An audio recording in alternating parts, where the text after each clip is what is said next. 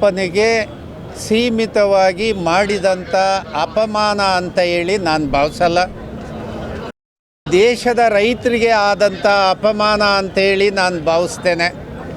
ಯಾಕೆ ಅಂದರೆ ಇದು ಒಂದಲ್ಲ ಒಂದು ಕಡೆ ಈ ಥರ ಪಂಚೆ ಹುಟ್ಟಂಥ ಸಾಮಾನ್ಯ ರೈತ ಬಡವ ಒಬ್ಬ ಈ ಥರದ ಸಾರ್ವಜನಿಕ ಸ್ಥಳಕ್ಕೆ ಬಂದರೆ ಅಪಮಾನ ಮಾಡ್ತಾರೆ ಅನ್ನೋದಾದರೆ ಇದು ಯಾವ ಸೀಮೆ ಈ ಮಾಲ್ಗಳು, ಈ ಮೆಟ್ರೋಗಳು, ಈ ಕ್ಲಬ್ಗಳು ಇವೆಲ್ಲ ಇದು ಇಂಥದ್ದನ್ನು ಯಾವುದೇ ಕಾರಣಕ್ಕೆ ಈ ಭಾರತ ದೇಶದ ಸಂವಿಧಾನದ ಕೆಳಗಡೆ ಇಲ್ಲ.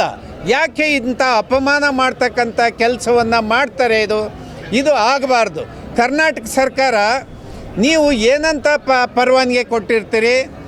ಇಲ್ಲಿ ಸಾರ್ವಜನಿಕರಿಗೆ ಯಾವುದೇ ತೊಂದರೆ ಆಗದಂಗೆ ಸಾರ್ವಜನಿಕರಿಗೆ ಹೆಚ್ಚಿನ ಸೌಲಭ್ಯಗಳನ್ನು ಕೊಟ್ಟು ನಾನು ಈ ಮಾಲ್ ನಡೆಸ್ತೇನೆ, ಸರಿಯಾಗಿ ತೆರಿಗೆ ತುಂಬ್ತೇನೆ, ಎಲ್ಲ ಕಾನೂನನ್ನು ಪಾಲನೆ ಮಾಡ್ತೇನೆ ಅಂತ ಹೇಳಿ ಇವನು ಈ ಥರದ ದುರಹಂಕಾರವನ್ನು ವ್ಯಕ್ತಪಡಿಸ್ತಾರೆ ಅಂದರೆ ಇದು ಅತ್ಯಂತ ಅಪಮಾನಕಾರಿಯಾದಂಥದ್ದು.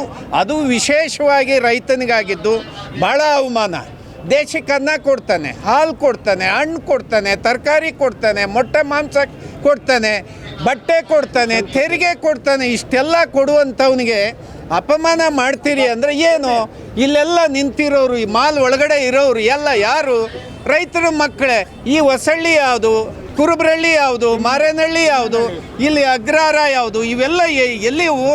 ಇದೆಲ್ಲ ಅಮೇರಿಕನ ಅಥವಾ ಇದೇನು ಕ್ಯೂಬಾನ ಅಥವಾ ಜಪಾನ್, ಜರ್ಮನಿಯ? ಇವರೇನು ಮಲ್ಟಿನ್ಯಾಷನಲ್ ಕಂಪನಿಯ? ಗಂಗಮ್ಮ ತಿಮ್ಮಯ್ಯ? ಈ ಮಾನ ಮರ್ಯಾದೆಯಿಂದ ನಡ್ಕೊಳ್ಳೋದನ್ನು ಕರ್ನಾಟಕ ಸರ್ಕಾರ ಇವರಿಗೆ ವಾರ್ನಿಂಗ್ ಮಾಡಬೇಕು ಮತ್ತು ಇವ್ರಿಗೆ ಹೇಳಬೇಕು.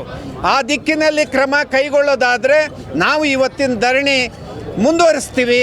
ಇಲ್ಲದಿದ್ದರೆ ಅವರು ಸರಿಯಾದಂಥ ಉತ್ತರ ಕೊಡದೇ ಇದ್ದರೆ ನಾವು ಈ ಬಂದ್ ಮಾಡಿ ಏನು ಈಗ ಈ ಮಾಲ್ಗೆ ಬಾಗಿಲುಗಳಿದ್ದಾವೋ ಈ ಬಂದ್ ಮಾಡಿ ಪ್ರತಿಭಟನೆಯನ್ನು ಮುಂದುವರಿಸ್ತೇವೆ.